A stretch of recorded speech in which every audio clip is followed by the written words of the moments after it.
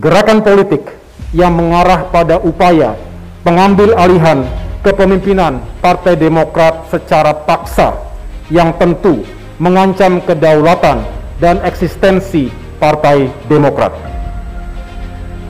Menurut kesaksian dan testimoni banyak pihak yang kami dapatkan, gerakan ini melibatkan pejabat penting pemerintahan yang secara fungsional berada di dalam lingkar kekuasaan terdekat dengan Presiden Joko Widodo. Dan jangan diganggu Pak Jokowi. Teman-teman wartawan, agenda ketiga dalam Commander's Call tadi, rapat pimpinan Partai Demokrat kali ini juga membahas hal yang cukup serius, yang cepat atau lambat pasti menjadi konsumsi publik dan diketahui oleh masyarakat secara luas. Kami memandang perlu dan penting untuk memberikan penjelasan secara resmi tentang duduk perkara yang sebenarnya, yaitu tentang adanya gerakan politik yang mengarah pada upaya pengambil alihan kepemimpinan Partai Demokrat secara paksa yang tentu mengancam kedaulatan dan eksistensi Partai Demokrat. Menurut kesaksian dan testimoni banyak pihak yang kami dapatkan, gerakan ini melibatkan pejabat penting pemerintahan yang secara fungsional berada di dalam lingkar kekuasaan terdekat dengan Presiden Joko Widodo. Lebih lanjut, gerakan ini juga dikatakan sudah mendapatkan dukungan dari sejumlah menteri dan pejabat penting di pemerintahan Presiden Joko Widodo.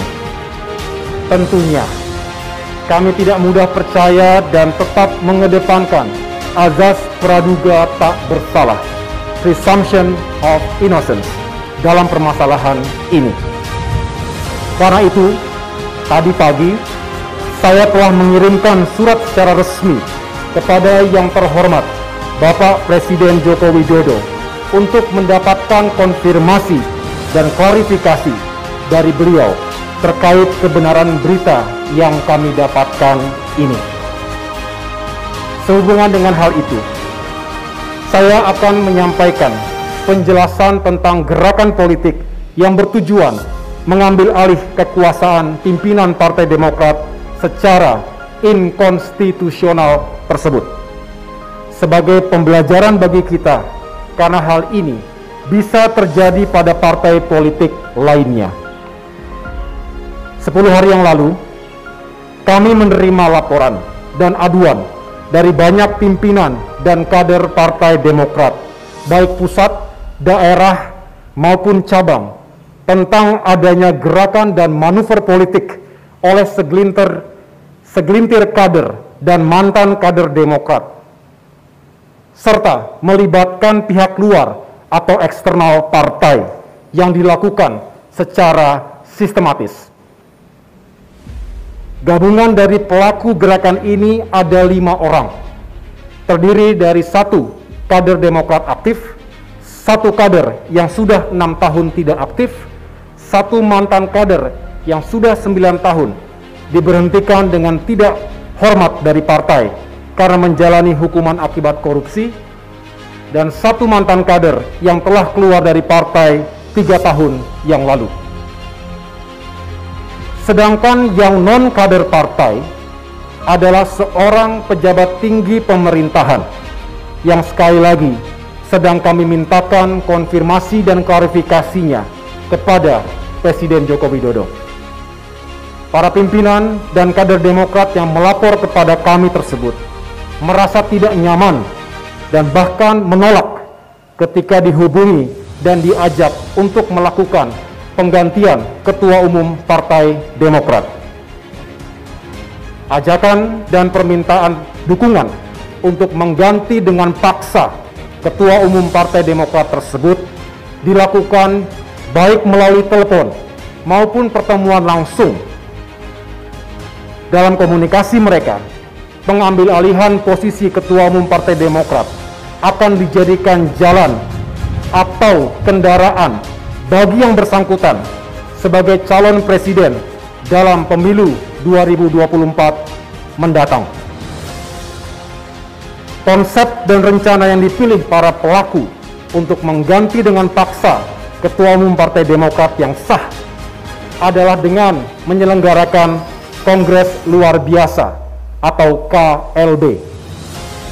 Berdasarkan penuturan saksi dalam berita acara pemeriksaan, untuk memenuhi syarat dilaksanakannya KLB, pelaku gerakan menargetkan 360 orang para pemegang suara yang harus diajak dan dipengaruhi dengan imbalan uang dalam jumlah yang besar.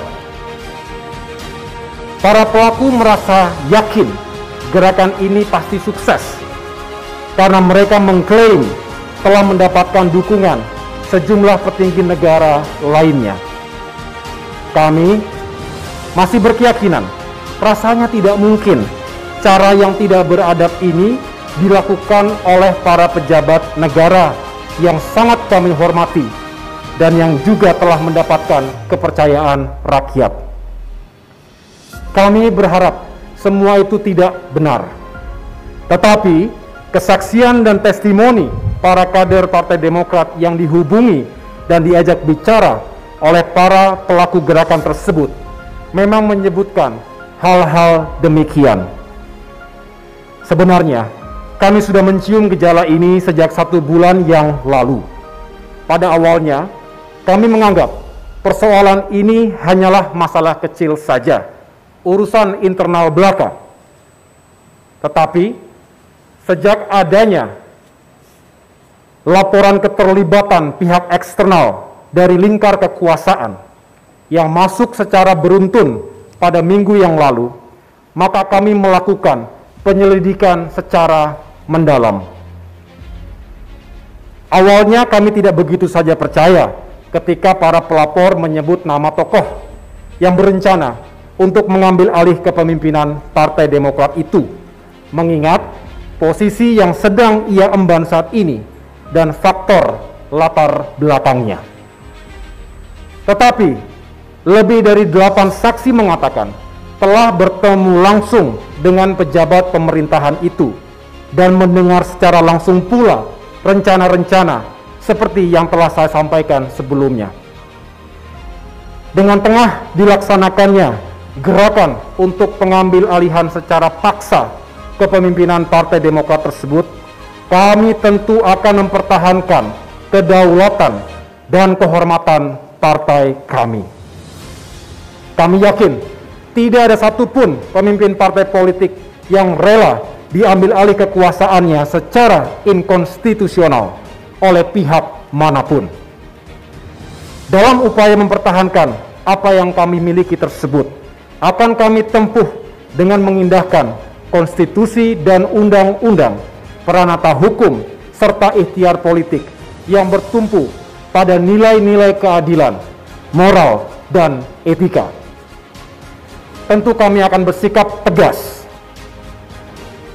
Namun insya Allah, Partai Demokrat akan tetap konsisten menggunakan cara-cara yang damai dan berkeadaban, bukan kekerasan dan kegaduhan sosial yang mungkin saja akan mengganggu situasi nasional yang tengah menghadapi tantangan pandemi COVID-19 dan krisis ekonomi dewasa ini. Secara internal, Dewan Kehormatan dan Mahkamah Partai Demokrat tengah bekerja melalui mekanisme dan proses yang diatur oleh konstitusi partai atau AD dan ART untuk menindaklanjuti laporan atas gerakan ini sehingga segala sesuatunya dapat kami pertanggungjawabkan. Bersama dengan itu, kami juga telah mengkonsolidasikan partai kami yang tengah menghadapi ancaman serius ini. Kami sungguh bersyukur karena hakikatnya semua pemimpin dan kader Demokrat menolak dengan tegas segala niat, upaya, dan gerakan untuk mendongkel kepemimpinan Partai Demokrat yang sah. Saya telah menerima surat pernyataan kesetiaan dan kebulatan tekad dari seluruh pimpinan di tingkat daerah dan cabang di seluruh Indonesia untuk tunduk dan patuh kepada Partai Demokrat dan kepemimpinan hasil Kongres kelima Partai Demokrat tahun lalu yang sah. Dengan kata lain, insya Allah gerakan ini dapat ditumpas oleh kesetiaan dan kebulatan tekad seluruh pimpinan, baik di tingkat pusat maupun daerah dan cabang, serta seluruh kader Demokrat lainnya di berbagai wilayah tanah air. Kepada para pelapor, baik pimpinan daerah dan cabang maupun para kader lainnya, atas nama pimpinan Partai Demokrat, saya memberikan apresiasi yang setinggi-tingginya. Kepada seluruh kader Demokrat, saya instruksikan untuk merapatkan barisan dan tetap mempertahankan soliditas yang telah terbangun ini, serta terus bersatu dan senantiasa memperjuangkan harapan rakyat Indonesia. Kita jangan gentar menghadapi ujian dan tantangan ini, karena meski Demokrat diganggu, justru akan membuat Demokrat semakin kuat. Sejarah mengatakan, tidak ada partai yang kuat tanpa cobaan yang berat. Kapal yang kokoh tidak akan hancur diterjang ombak. Nahkoda yang tangguh tidak lahir dari lautan yang tenang. Rekan-rekan wartawan yang saya hormati dan muliakan, saya masih ingat di tempat ini pada tanggal 15 Februari 2017, saya memberikan pernyataan pengakuan kekalahan dalam kontestasi Pilkada DKI Jakarta. Sekaligus saya sampaikan ucapan selamat kepada para pemenang. Pernyataan itu saya lakukan secara sadar untuk melatih diri berjiwa kesatria, sebagaimana yang telah ditanamkan oleh orang tua, keluarga, para pengasuh, para pembina, dan para senior, mulai sejak kecil hingga masuk di lingkungan SMA Taruna Nusantara, Akademi Militer, dan mengabdi di jajaran TNI, bahkan hingga saya memasuki pengabdian di dunia politik. Saya masih ingat pesan terakhir dari para senior saya sebelum saya bergabung ke politik. Mereka mengatakan, "Gus, kualitas seorang perwira dimanapun ia berada, baik ketika aktif di militer maupun di masa purna tugas, bukan ditentukan oleh pangkat dan jabatan, tetapi oleh karakter dan etika keperwiraan serta sifat-sifat kekesatriaannya." Saya menyadari bahwa persoalan ini merupakan ujian dan tantangan untuk lebih mendewasakan partai kami, serta membuat kami lebih kuat dan lebih besar lagi. Walaupun berat, tetapi inilah tugas mendasar yang harus kita kerjakan. Dan hari ini, saya sedang mengemban tugas itu. Terima kasih atas perhatiannya. Wabillahi taufiq wal hidayah. Wassalamualaikum warahmatullahi wabarakatuh. Untuk teman-teman sekalian, sebenarnya saya masih diam-diam aja sih, menunggu besok kapal gitu lah. Karena saya nggak perlu reaktif dalam hal ini begitu. Poinnya yang pertama, jangan dikit-dikit istana. Dalam hal ini ya, saya mengingatkan sekali lagi, jangan dikit-dikit istana dan jangan ganggu Pak Jokowi dalam hal ini. Karena beliau dalam hal ini tidak tahu sama sekali, nggak tahu apa-apa dalam hal ini, dalam isu ini gitu ya. Jadi itu urusan saya, Muldoko ini, bukan selaku KSP. Muldoko. Jadi ceritanya begini teman-teman sekalian. Ya. Beberapa kali banyak tamu yang berdatangan ya, dan saya orang yang terbuka. Saya mantan Panglima TNI, tapi saya tidak memiliki batas dengan siapapun. apalagi di rumah ini mau datang terbuka 24 jam. Siapapun. Ya, secara bergelombang mereka datang, berbondong-bondong ya kita terima. Ya, konteksnya apa saya juga nggak ngerti. Tapi dari ngobrolan itu biasanya saya awali dari pertanian karena saya memang suka pertanian. Nah, berikutnya pada curhat tentang situasi yang dihadapi, ya gue dengerin aja ya. Ya. Berikutnya ya udah dengerin aja. Ya saya sih sebenarnya prihatin gitu ya pada situasi itu, karena saya juga bagian yang mencintai Demokrat. Begitu.